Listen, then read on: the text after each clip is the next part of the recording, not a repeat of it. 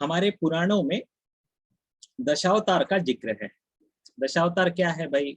कि भगवान विष्णु ने जो इस संसार का पालन करते हैं, जिनकी वजह से ये संसार चल रहा है, उन्होंने 10 अलग अलग अवतार लिए हैं ताकि इस धरती पर जीवन और धर्म बना रहे।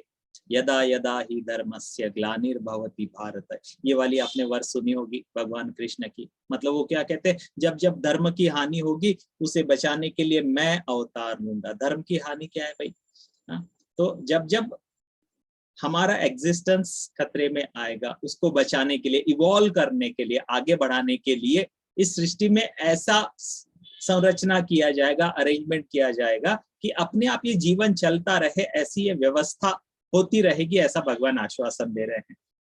तो हमारा ये जो दशावतार है, इसमें एक सीक्रेट छुपा हुआ है। आपने डार्विन का थ्योरी ऑफ इवोल्यूशन सुना होगा। थ्योरी ऑफ इवोल्यूशन क्या कहता है भाई?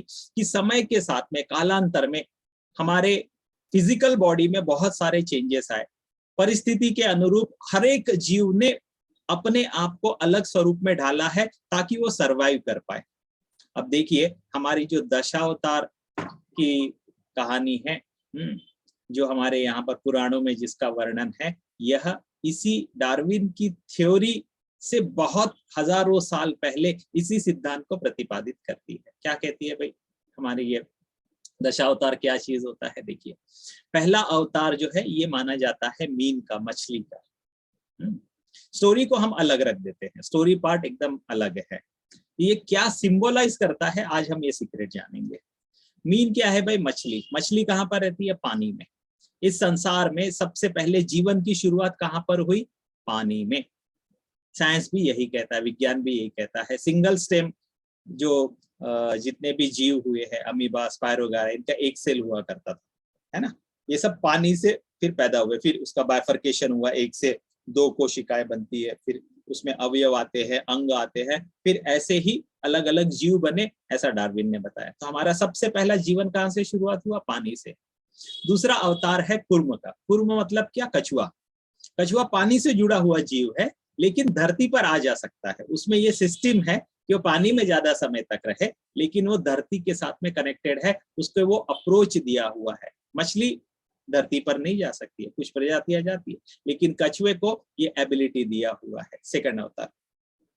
तीसरा अवतार है वराह।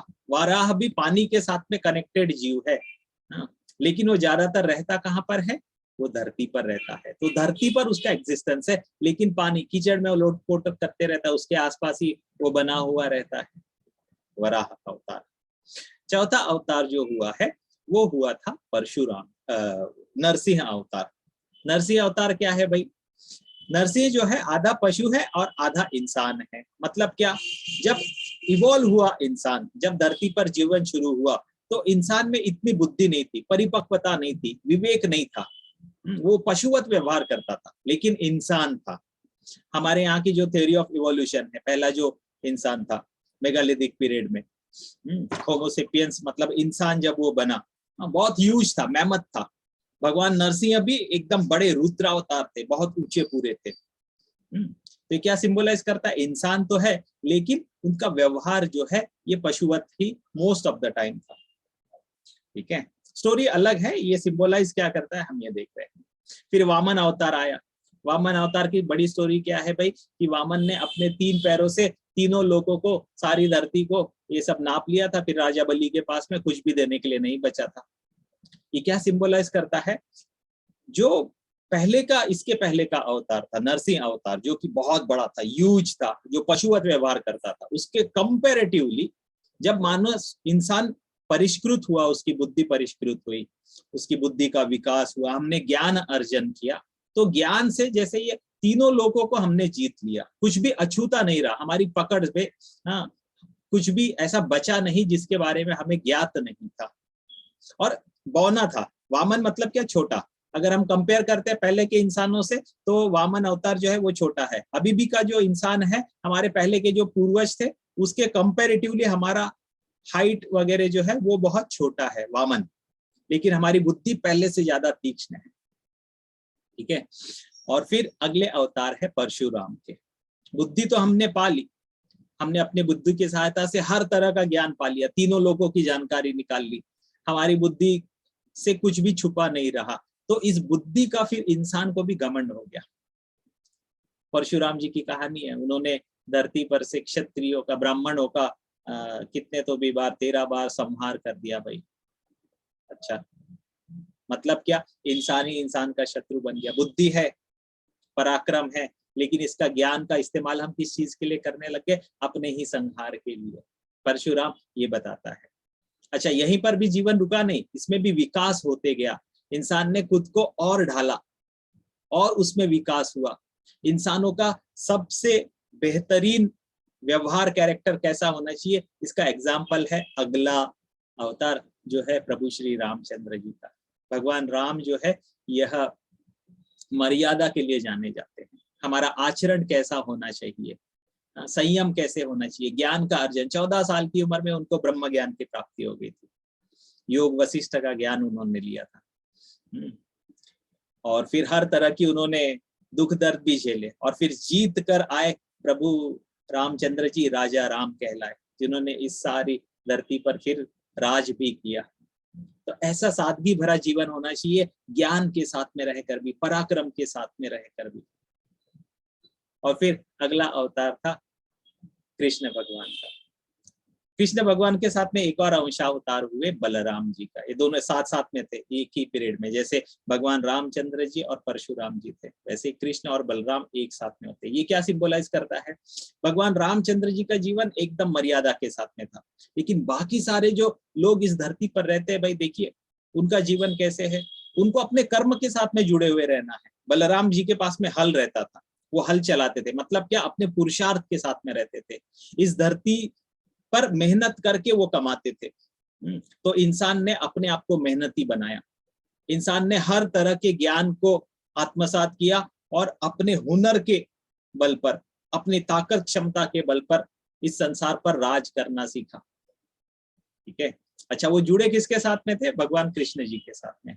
मतलब क्या, इतनी सब मेहनत करके भी, संसार के साथ में रह के भी, इसके सारे नियमों का पालन करके भी, यहाँ पर मेहनत करके भी हमको धर्म के साथ में जुड़े हुए रहना है, भगवान के साथ में जुड़े रहना है।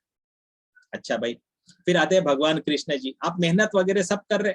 भगवान कृष्ण का जन्म देखिए, पॉलिटिक्स में गुजरा। जन्म होते बराबर जेल में थे, वो जेल से निकल गए, उनकी माता से बिछड़ना पड़ा उनको। कहाँ, तो वो दूर जाकर किसी और नए माता पिता के साथ में उन्होंने जीवन बिताया। उनके खुद के अपने सगे मामा उनके जान के दुश्मन थे।